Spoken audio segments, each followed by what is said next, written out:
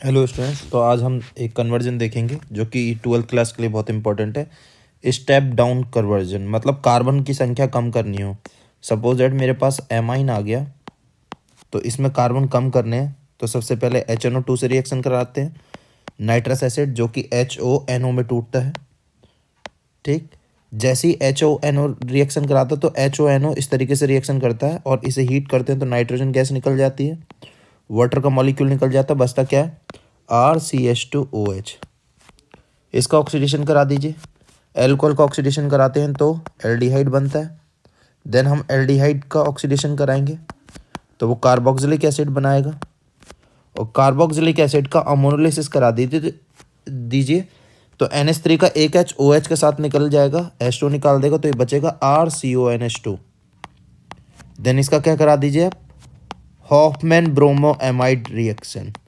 Br2 plus KOH कहीं पर भी आ जाए, Br2 प्लस NaOH कहीं पर भी आ जाए तो वो क्या करता है, CO ग्रुप को हटा देता है, तो क्या बच गया RNH2।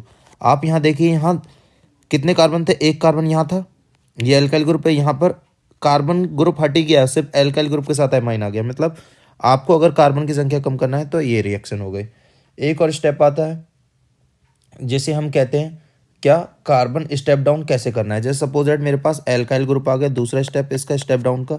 सपोज दैट मेरे पास कोई एल्केन है, सबसे पहले इसकी हेलोजिनेशन करा दीजिए, क्या बनेगा RCH2Cl।